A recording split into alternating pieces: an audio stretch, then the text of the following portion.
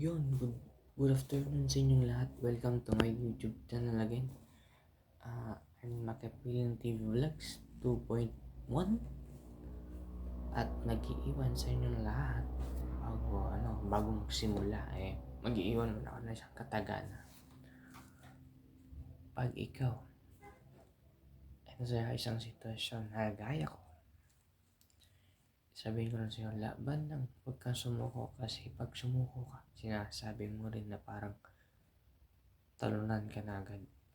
Parang kaya ko to.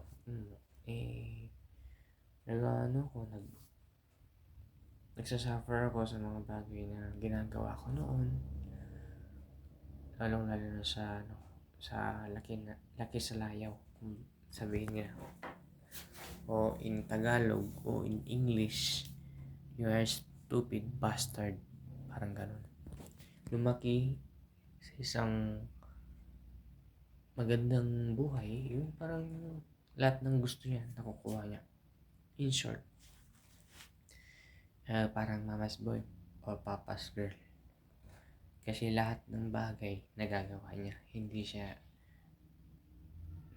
siya natuturuan. Lalong lalo na nung lumaki. Yun yung point ng isang kagaya ko na lumaki sa layaw na lahat ng gusto ko nakukuha ko, lahat ng hinihiling ko nun nandyan. Pero ngayon medyo lumaki na ako, magka-edad na ako. Yun na yung nasakit na part. Yung parang wala ka nang alam, ang alam mo lang yung gusto mo pagsisilbihan ka nila, parang ganun. Mahirap yung ganito, lalong lalo na pag wala kang kadamay na alam mo, pag bumibisita ka lang, yun lang yung alam mo may kadamay ka. Pero pag nasa bahay ka lang, parang wala lang. Parang ang alam mo kaya mo mag-isa. Pero hindi. Itong mga bibig na nakikita nyo na nagsasalita sa akin, gawa din to ng isang bata na lumaki sa layaw. Tapos ayun, lumaki yung ulo, hindi nagreforma. Buti pa nga yung mga batchmate ko dati nagreforma, kasi alam nila kung paano i-handle yung sarili nila. At kahit nawalan mo sila ng magulang, alam nila kung paano nila bibigyan pansin. Ako, tatay ko lang nun tatay ko nandito ako sa Tuguegarao.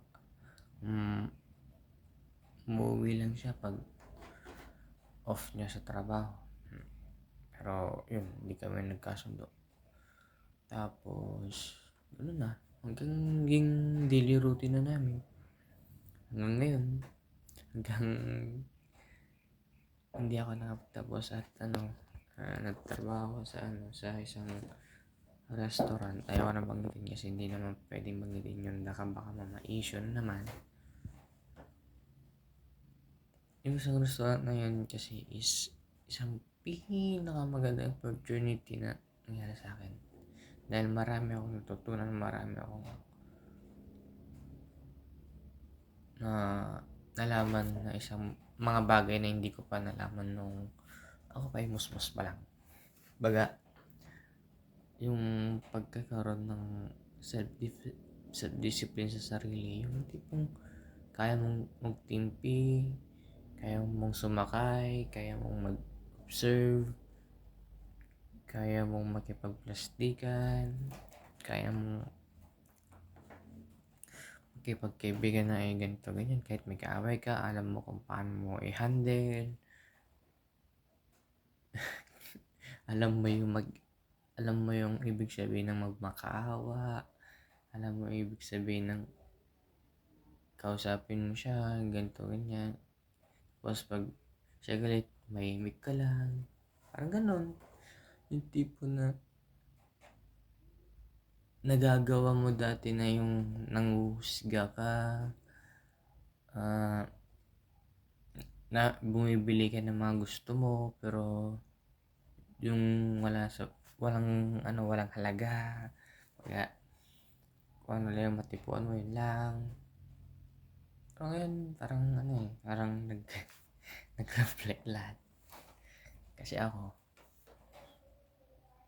bata pa naman ako noon, sanay na ako sa ibang tao ako pupunta. Or sa mga taong pwede yung kahit medyo masikip yung kanila sa akin, mga sinasabi nun, okay lang kasi nakikitira lang naman ako eh. Ako yung tipong yung tao na nawalan ng isang tunay na ama.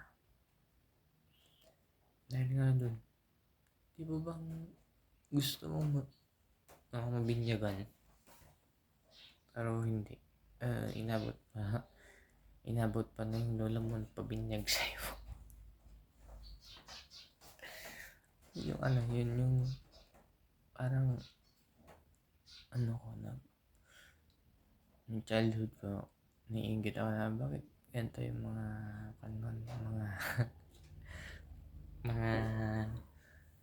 mga kabataan nun, yung tatay nila ganito, ganyan. Pero bakit parang ako nung naranasan ko na maging masaya, parang bumalik lahat sa akin ng karma. Meron pa yung elementary high school pa ata ako, pupunta ako sa inuman. Doon lang ako natuto. Elementary, mga grade 6 siguro, ayun na, natuto na ako. High school, yun na, dire-diretso na yun. Tapos, college, ni-stop ko ata, pero senior high kasi ako sa ama, yun, nagluman ulit, doon, dire-diretso na naman, hanggang sa college, yun, diretso. Ngayon, hindi ako nakapagtapos. Nasabi ko noon na, hintayin mo makapagtapos ako, ganito, ganyan. Pero hindi ako nakapagtapos. Pero kahit pa paano, marami akong natutunan bilang isang tao na hindi mo pwede palang hamakin yung mga bagay na naranasan na ng iba. Pwede mong gawin kung gusto mo, kaya mo, pero pag hindi, balik ka sa kumbaga sa subject. Kung nabagsak ka o nahirapan ka, pwede kang back to zero. Hindi mo pwede ipilit. Pero kung ipipilit mo naman at di mo na kinaya, maraming consequence yun. Ayun, na tayo parami na tayo sa intro. Ayun, ang topic natin is